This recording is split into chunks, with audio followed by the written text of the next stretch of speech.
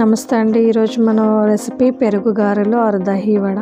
కావాల్సింది 2 కప్పులు మినపప్పు తీసుకొని 4 to 5 అవర్స్ ముందు నానబెట్టుకోండి. దాన్ని మనం మిక్సీలో గ్రైండ్ చేసుకొని కూడా మంచిగా టేస్టీ గారెలు రెడీ చేసుకోవచ్చండి. సరిపడా ఉప్పు వేసుకొని దాంట్లో ఏంటంటే ఎక్కువ వాటర్ వేయకూడదండి. కొంచెం వాటర్ వేసుకొని దాన్ని సెమీ సాలిడ్గా రుబ్బుకోవాలి. గ్రైండ్ చేసుకొని తీసుకోవాలి. దాంట్లో కావాల్సింది బాంబే రవ్వ, బేకింగ్ సోడా, వాటర్ తీసుకొని మనం ఇవన్నీ కలుపుకొని బేకింగ్ పౌడర్, బాంబే రవ్వ, వాటర్ కొంచెంగా వేసుకొని 2 టేబుల్ స్పూన్స్ బాంబే రవ్వ వేసుకోవాలండి. ఒక 1 టేబుల్ స్పూన్ బేకింగ్ పౌడర్, కొంచెం వాటర్ వేసుకొని దాన్ని మనం జారేటట్టుగా కలుపుకోవాలి. మరీ లూజ్గా కలపకూడదు. జస్ట్ కొంచెం వాటర్ వేసుకొని కలుపుకోవాలి అంతే. చూడండి, బ్యాటర్ మనకి ఈ బేకింగ్ పౌడర్ వేయడం వల్ల కొంచెం స్పాంజీనెస్ వస్తుంది. రవ్వ వల్ల మనకి క్రిస్పీగా తయారవుతాయి గారెలు. చూసారు కదా, ప్యాన్లో డీప్ ఫ్రైకి సరిపడా ఆయిల్ వేసుకొని గారెలు చూడండి చేత్తోనే మనం ఎంత మంచిగా వేసుకోవచ్చు అంటే హోటల్ స్టైల్లో లాగా మనం ఇంట్లోనే రెడీ చేసుకోవచ్చండి. చూడండి పిండి ఎంత బాగా వచ్చిందో. మనం మిక్సీలో కూడా గ్రైండర్ లాగా రుబ్బుకోవచ్చండి. రుబ్బుకొని గారెలు బ్రేక్ఫాస్ట్ గాను లేదా ఏ స్నాక్స్గా కూడా చేసుకోవచ్చు ఇంట్లో. మధ్యలో వాటర్లో చేయి తడుపుకుంటూ పిండి తీసుకొని అలా వేసేసుకోవడమేనండి. చాలా సింపుల్.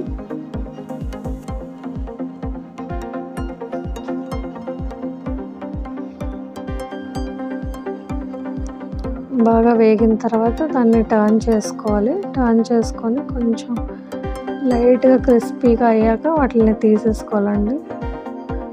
తీసేసుకొని ఆయిల్ టిష్యూ పేపర్ మీద వేసుకోవాలి. ఎక్స్ట్రా ఆయిల్ అంతా అబ్జర్వ్ అయిపోతుంది.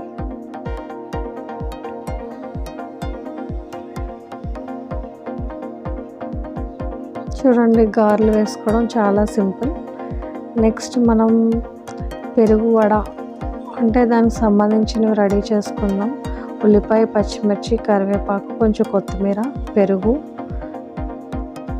కొంచెం అల్లం కూడా చిన్న పీసెస్గా కట్ చేసి తీసుకుందాం అండి. పసుపు, పోపుకి సంబంధించిన మస్టర్డ్ సీడ్స్, ఎండుమిర్చి, మెంతులు, పప్పులు, శనగపప్పు, మినపప్పు తీసుకొని రెడీగా పెట్టుకోవాలండి.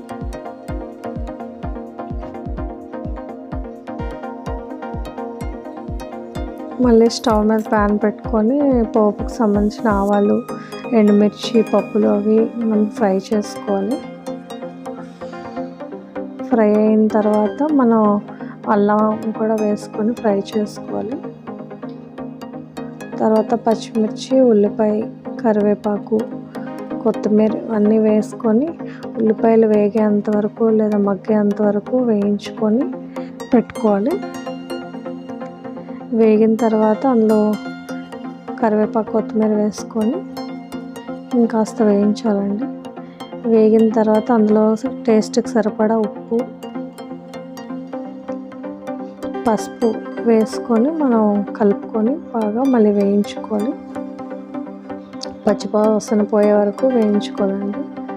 తర్వాత మనం ముందుగా తీసుకున్న పెరుగుని మజ్జిగలా చేసుకొని పెట్టుకోవాలి.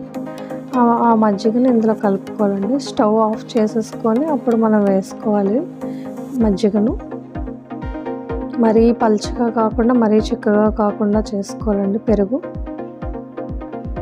అంతే, స్టవ్ ఆఫ్ చేసుకొని అప్పుడు మనం పెరుగును కలుపుకోవాలి.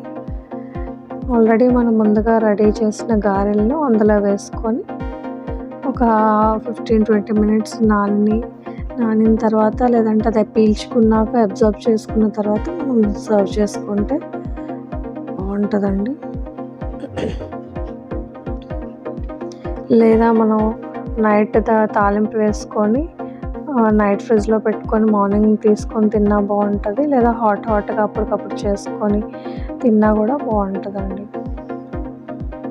చూసారు కదా ఎంత ఈజీ పెరుగు వడ చేయడం.